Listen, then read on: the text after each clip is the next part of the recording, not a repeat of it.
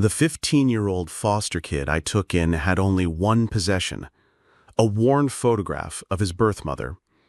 He guarded it like his life depended on it, staring at it every night before bed. I thought it was just a sad reminder of abandonment. Then my sister saw the photo and went white as a sheet and whispered, "Oh my God, I know her. She didn't abandon him. She disappeared." Before we dive into this incredible story, I'd love to know, where are you watching from today? Drop your city in the comments below. And be sure to subscribe for more amazing stories every day. Now, let's head back to the moment that changed everything. My name is Gavin Parker, and at 35, I had never imagined I would be sitting across from a social worker discussing the possibility of becoming a foster parent to a teenage boy. But life has a way of taking you down paths you never expected. And after losing my wife Julie to a subtle cardiac arrest 2 years earlier, I found myself searching for a way to fill the enormous hole her absence had left in my life. I'm a high school history teacher, and over the years I had seen too many kids slip through the cracks, bright, capable students whose potential was being wasted because they didn't have stable homes or adults who believed in them. Julie and I had always planned to have children, but she was gone before we had the chance. After she died, I thought that dream had died with her. But then I realized that maybe I could still make a difference for a kid who needed someone to believe in them. Sean Murphy arrived on a rainy Thursday afternoon in October, carrying everything he owned in a single black garbage bag. He was tall for his age, probably close to 6 feet, with dark hair that hung in his eyes and a defensive posture that screamed, "Don't get too close." He looked like he was ready to bolt at the first sign of trouble. Sean, Linda, my caseworker, said gently, "This is Gavin. He's going to be your foster dad." Sean's response was a barely audible grunt. He wouldn't make eye contact, and when I offered to help him with his bag, he pulled it closer to his chest like I might try to steal it. I could see that the photo showed a young woman with long, dark hair and a beautiful smile. She was holding a small child, Sean, I assumed, and they were both laughing at something outside the frame. It was the kind of picture that captured pure joy, which made its presence in this sad situation even more heartbreaking. "She's beautiful," I said gently. "You look like her." Sean's expression softened slightly. "She left when I was 5. Just disappeared one day. I've been in foster care ever since." Over the next few months, I watched Sean's relationship with that photograph. He would look at it every morning when he woke up, and every night before he went to sleep. Sometimes I would catch him staring at it with an expression of such longing that it made my chest ache. He would whisper to it sometimes when he thought I couldn't hear, little conversations with the mother who wasn't there. Getting Sean to open up was like trying to coax a feral cat to trust you. He was polite but distant, answering my questions with the minimum number of words possible. He did his homework without being asked, kept his room clean, and followed all the house rules, but there was no warmth in any of it. The only time I saw any real emotion from Sean was when it came to that photograph. One evening, about 3 weeks after he arrived, I heard a commotion from his room. When I knocked on his door, I found him frantically searching through his belongings, his face pale with panic. I can't find it," he said, his voice shaking. "I can't find the picture." We searched his room thoroughly and finally found the photograph wedged between his mattress and the wall. The relief on Sean's face when I handed it back to him was profound. "I thought I lost her," he whispered, clutching the photo to his chest. That night was the first time Sean really talked to me. He told me about the few memories he had of his mother, how she used to sing to him at bedtime, how she would make pancakes in funny shapes on Saturday mornings, how she always smelled like vanilla perfume. "I used to think she would come back," he said, staring at the photograph. Every time I got moved to a new foster home, I thought maybe she would find me there. But it's been 10 years now. I guess she just didn't want me anymore." "You don't know that," I said. "Maybe something happened. Maybe she's looking for you too." Sean looked at me with the skeptical expression of someone who had learned not to hope for things that seemed impossible. "Yeah, maybe." But I could tell he didn't believe it. As the weeks turned into months, Sean and I developed a routine that worked for both of us. He began to share small details about his day, his classes, his thoughts on the books he was reading. I learned that Sean was incredibly intelligent and had a dry humor that occasionally broke through his serious demeanor. But he was also deeply wounded. He had nightmares sometimes, and I would hear him crying in his room late at night, always clutching that photograph. He never talked about these episodes, and I didn't push him. The breakthrough in our relationship came 4 months after Sean arrived. He had gotten into a fight at school and was suspended for 3 days.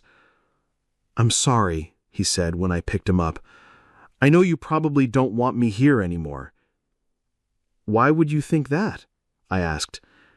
"Because that's what always happens. I mess up, and then I get moved to a different home." I pulled the car over and turned to look at him. "Sean, I'm not going anywhere, and neither are you. We're family now, and families stick together through the tough times." For the first time since he had arrived, Sean looked at me with something that might have been hope. "Really?" "Really," I said. "And if you want to stay, if this feels like home to you, then we can make it permanent." "You mean like adoption?" "I mean exactly like adoption," I said. For a moment, Sean's carefully constructed emotional walls crumbled completely. "I'd want that," he said quietly. "I'd want that a lot." It was around this time that my sister Barbara came to visit. Barbara is 3 years older than me and works as a social worker in Denver. She had been incredibly supportive after Julie's passing, and she had been equally supportive of my decision to become a foster parent. Barbara arrived on a Friday evening in February, bringing her usual whirlwind of energy and warmth. She's one of those people who can make anyone feel comfortable within minutes of meeting them, and I was curious to see how Sean would react to her. To my surprise, Sean seemed genuinely interested in meeting her. Over dinner, Barbara regaled us with stories from her work and her travels, and Sean listened with genuine interest. He even volunteered some stories of his own. It was the most animated I had ever seen him. After dinner, we moved to the living room, and Sean excused himself to go upstairs and work on a history project. Barbara and I settled in with coffee to catch up. "He's wonderful, Gavin," Barbara said. "I can see why you've fallen in love with him. He's got such an old soul, but there's still so much hurt there." "He's been through a lot," I said, "but he's starting to trust me, starting to believe that this might be permanent." "What about his birth family?" Barbara asked. "Has there been any contact?" "His father was never in the picture," I said, "and his mother disappeared when he was 5. He has this photograph of her that he treasures, but there's been no contact since she left." "That's so sad," Barbara said. "I can't imagine what would make a mother just abandon her child like that." "Can I see the photo?" Barbara asked. "I'm curious what she looks like." I went upstairs and knocked on Sean's door. He was sitting at his desk working on his project with the photograph propped up next to his study companion. "Barbara was wondering if she could see the picture of your mom. Would that be okay?" Sean looked protective for a moment, then nodded. "Yeah, I guess that's okay." He handed me the photograph carefully, and I carried it downstairs to where Barbara was waiting. "Here she is," I said, handing Barbara the worn picture. "Sean's mom." Barbara took the photograph and looked at it casually at first, then more intently. I watched as her expression changed from mild curiosity to confusion, to something that looked like shock. The color drained from her face completely. Her hands started trembling as she stared at the photograph. "Oh my God, Gavin," she whispered, her voice barely audible. "Oh my God, Gavin." "What?" I asked, alarmed by her reaction. "What is it?" Barbara looked up at me with wide, frightened eyes. "I know her," she said, her voice shaking. "This is Lisa Brennan. She was my best friend in college for 4 years. We were inseparable. This is definitely her." The words hit me like a physical blow. "What do you mean you know her?" "I mean, I know her," Barbara said, still staring at the photograph in disbelief. "We were roommates at Colorado State for 4 years. We were inseparable. This is definitely her." I felt like the world had tilted off its axis. "But that's impossible. This picture is 10 years old. Sean's mother abandoned him." "She didn't abandon anyone, Gavin. Lisa didn't abandon anyone. She disappeared 10 years ago. She had a complete mental breakdown and just disappeared. I've been looking for her ever since." The silence that followed was deafening. Upstairs, Sean was working on his homework, completely unaware that his entire world was about to change. "Tell me everything," I said, my voice barely above a whisper. Barbara set the photograph down on the coffee table with shaking hands. "Lisa was brilliant," she began. "She was studying psychology, wanted to help kids with trauma. She was funny, kind, incredibly smart, but she also struggled with depression, anxiety. It got worse in our senior year." "What happened?" "After graduation, she moved back home to take care of her sick mother.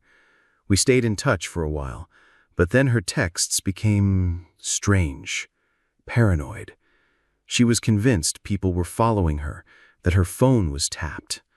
I was worried, but I was starting my master's program, and I didn't realize how bad things had gotten." Barbara paused, wiping tears from her eyes. "The last time I heard from her was 10 years ago. She called me in the middle of the night, crying, saying she had done something terrible and that she had to disappear. She said people were after her, that she wasn't safe. I tried to calm her down, tried to get her to tell me where she was, but she just kept saying she was sorry and that she loved me. And then nothing. She hung up, and I never heard from her again. I filed a missing person report, hired a private investigator, searched everywhere I could think of. It was like she had vanished into thin air." I stared at the photograph, trying to process what Barbara was telling me. "But Sean, if she disappeared 10 years ago and Sean was 5 when she left..." "The timeline matches," Barbara said quietly. "Gavin, I think Lisa had a complete psychotic break. She probably didn't abandon Sean on purpose. She probably thought she was protecting him from whatever she believed was threatening her." The implications of this revelation were staggering. Sean had spent 10 years believing his mother had abandoned him because she didn't want him, when in reality, she had been suffering from severe mental illness. "We have to find her," I said. "I've been trying to find her for 10 years. But now we have something I didn't have before. We have Sean. We have proof that she was here, in this area 10 years ago. That's a starting point. What do we tell Sean?" Barbara looked toward the stairs where we could hear the faint sound of Sean moving around in his room. "We tell him the truth," she said. "We tell him that his mother didn't abandon him. We tell him that she was sick, and that she's probably still out there somewhere, needing help. What if we can't find her? What if she's..." "We'll cross that bridge when we come to it," Barbara said firmly. "But Sean deserves to know the truth about what happened. He deserves to know that his mother loved him." That night, after Barbara had gone to bed in the guest room, I sat in my kitchen staring at that worn photograph, and thinking about the boy upstairs who had been carrying a burden of abandonment that wasn't even real. I thought about all the nights I had heard him crying, all the times I had seen him staring at that picture with such longing, believing that his mother had chosen to leave him. The next morning, I made the decision to tell Sean what we had discovered. I found him in the kitchen, eating cereal and reading a book for English class. "Sean, I need to talk to you about something important." He looked up from his book, immediately alert to the serious tone in my voice. "What's wrong? Am I in trouble?" "No, you're not in trouble. It's about your mother. About the photograph."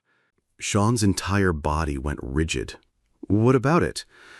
"Barbara recognized her," I said gently. "Your mother. She knew her in college." Sean stared at me for a long moment, as if he couldn't quite process what I was saying. "She knew my mom?" "Yes, and Sean, there's something you need to know. Your mother didn't abandon you. She disappeared because she was very sick. She had a mental illness that made her believe she was in danger." I watched as a dozen different emotions crossed Sean's face: confusion, hope, disbelief, anger. "You're lying," he said finally. "She left me. She didn't want me anymore." "That's not true," I said firmly. "Barbara told me about your mother. She was kind, intelligent, and she loved helping children. She would never have left you unless she thought she had to protect you." Sean was crying now, tears streaming down his face. "But she's been gone for 10 years. If she didn't want to leave me, why hasn't she come back?" "Because she's still sick," I said gently, "and she probably doesn't know how to find you. But Sean, we're going to look for her. Barbara and we're going to do everything we can to find your mother." "What if she doesn't remember me?" Sean whispered as we looked through some old records Barbara had found. "She'll remember you," I said. "Mothers don't forget their children, even when they're sick." "What if she's different? What if the sickness changed her?" "Then we'll love her anyway, and we'll help her get the treatment she needs." The breakthrough came 5 weeks into our search. Barbara had been working with a social worker friend who specialized in tracking missing persons with mental illness. They had found a woman named Lisa Brennan who had been living in a supervised group home for women with chronic mental illness about 3 hours away in a small town called Cedar Falls. "She's been there for 2 years, Barbara told me over the phone, her voice shaking with excitement and nervousness. "The description matches, and, Gavin, she's been asking about a little boy named Sean. The staff thought it was a delusion, but now we know it wasn't," I finished. That evening, I sat Sean down to tell him what we had found. He listened in complete silence as I explained about the group home, about his mother asking about him, about the possibility that we had actually found her. "She's been looking for me too?" he asked, his voice barely above a whisper. "It sounds like it," I said. "Sean, we need to be prepared. Your mother has been very sick for a long time. She might not be the same person you remember from when you were 5. "I don't care," Sean said fiercely. "I just want to see her. I want to know she's okay." Barbara and I spent the next week making arrangements. We spoke with the director of the group home, a kind woman named Dr. Patricia Wells, who explained Lisa's condition and what we could expect. Lisa has been diagnosed with severe postpartum depression that evolved into psychotic episodes, Dr. Wells explained during our phone conversation. She's been stable on medication for the past year, but she still experiences some paranoid episodes. She talks about her son constantly, but we weren't sure if he was real or part of her delusions. "He's real," I said, "and he's been looking for her too." This is incredible," Dr. Wells said.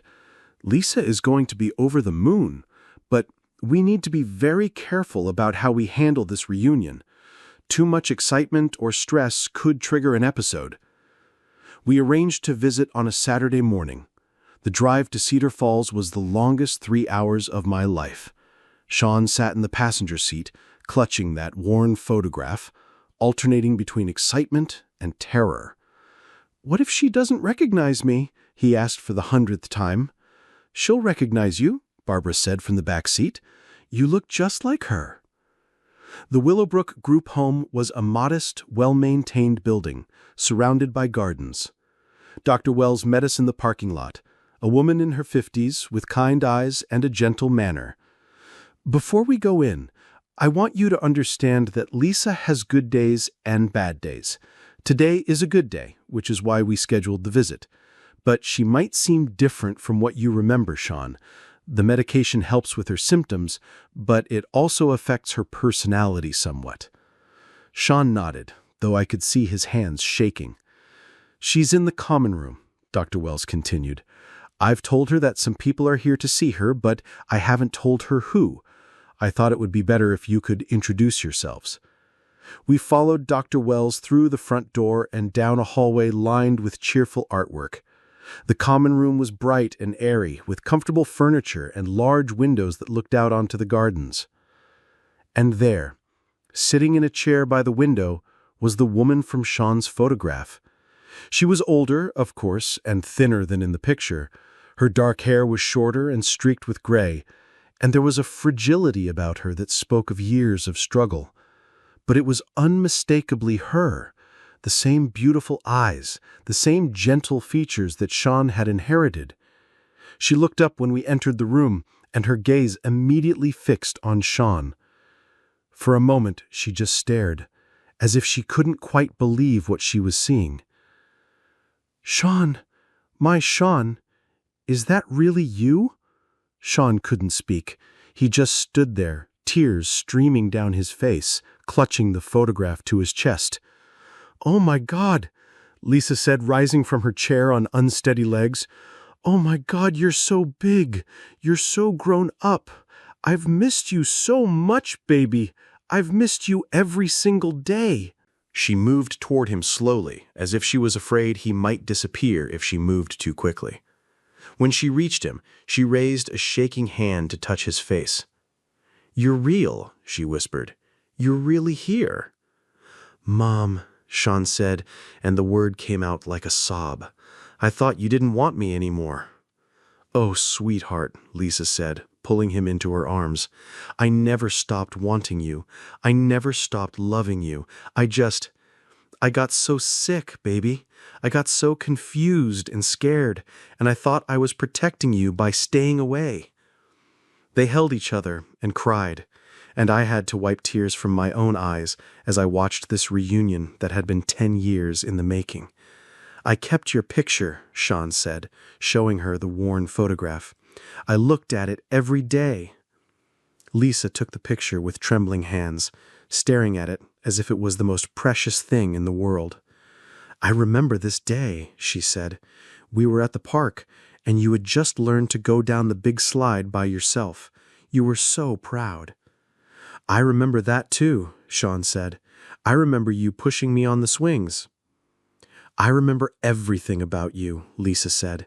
"Your favorite bedtime story, how you liked your pancakes cut into dinosaur shapes, the way you used to sing in the bathtub. I never forgot any of it." Barbara stepped forward then, and Lisa looked at her with confusion for a moment before recognition dawned. "Barbara?" she said incredulously. "Barbara, is that you?" "Hi, Lisa," Barbara said, her own voice thick with emotion. "I've been looking for you for 10 years.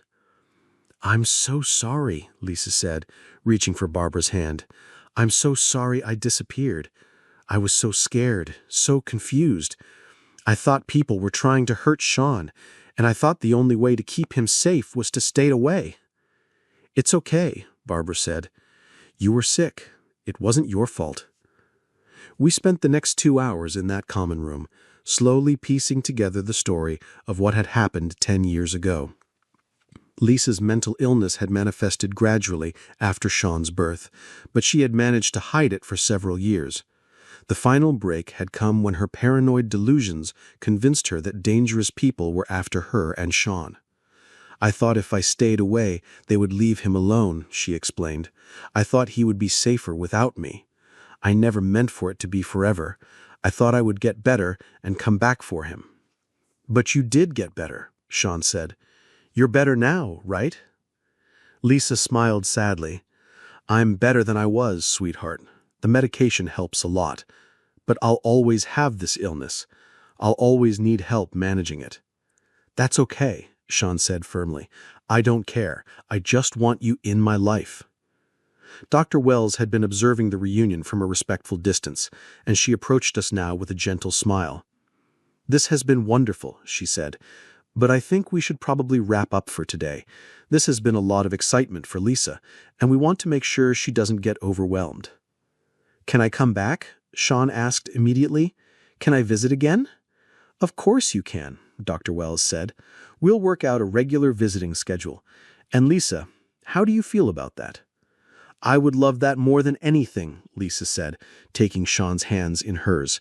"But Sean, I want you to understand something. I can't be your mom the way I used to be. I can't take care of you or give you a home. I'm still learning how to take care of myself." "I know," Sean said.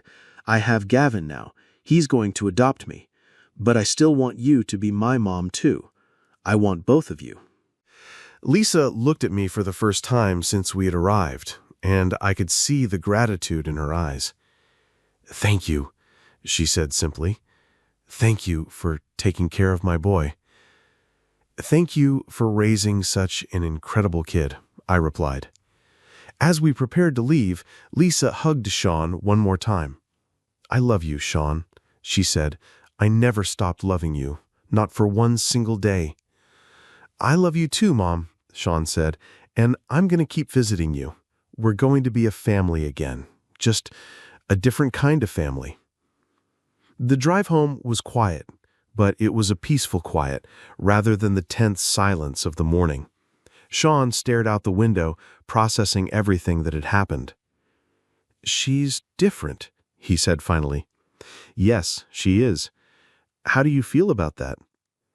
"Sad," he said honestly, "but also relieved. I spent so many years thinking she left because I wasn't good enough, because she didn't love me. Now I know that's not true." "It was never true," Barbara said from the back seat.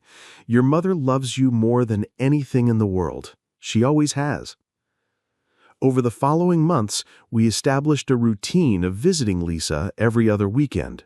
Sean would tell her about school, about his friends, about his life with me.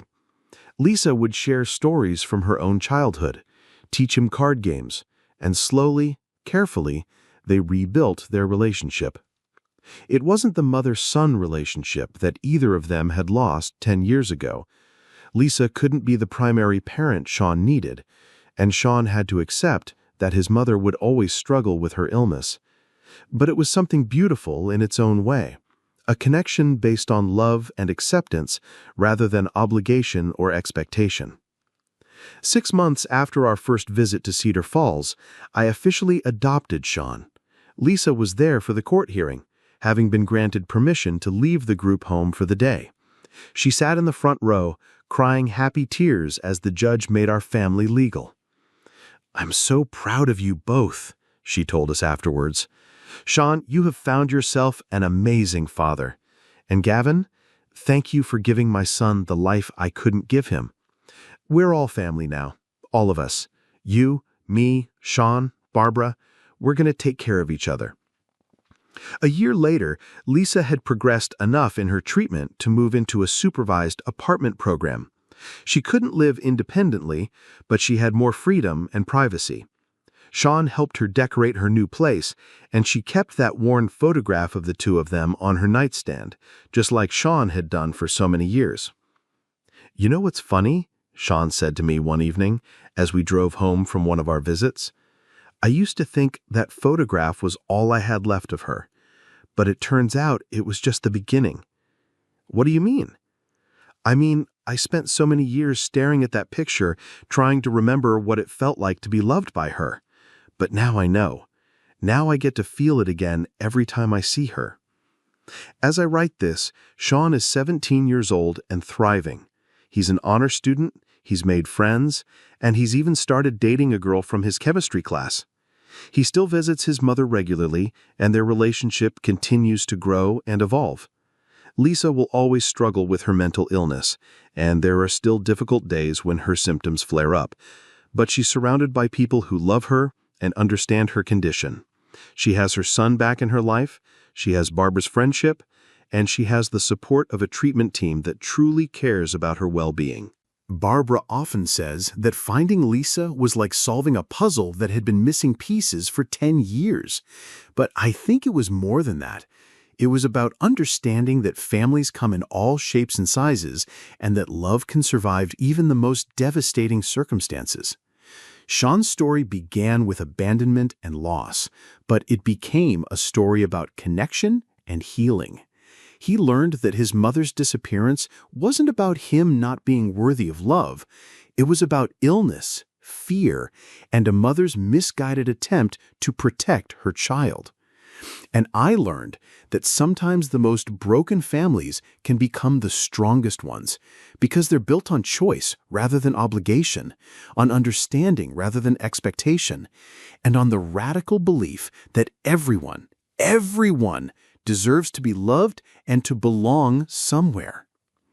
The worn photograph that Sean treasured for so many years still sits on his nightstand, but now it's surrounded by new pictures, photos of our family dinners, of Lisa's birthday parties, of graduations and holidays, and ordinary moments that have become extraordinary because we're sharing them together.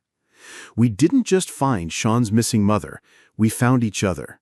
And in doing so, we created something beautiful from something that had been broken for far too long. What an absolutely incredible story about the power of love to heal even the deepest wounds. Sean's journey from believing he was abandoned to discovering the truth about his mother's illness shows us that sometimes the most painful mysteries have the most beautiful solutions. What do you think about the way this family came together despite such difficult circumstances? Have you ever discovered that a painful situation had a completely different explanation? Let us know your thoughts in the comments below. If you were moved by this powerful story of family, mental health, and second chances, please show your support by hitting that like button and be sure to subscribe for more incredible stories every day. Don't forget to click the notification bell so you never miss an upload. Thanks for watching, and we'll see you in the next one.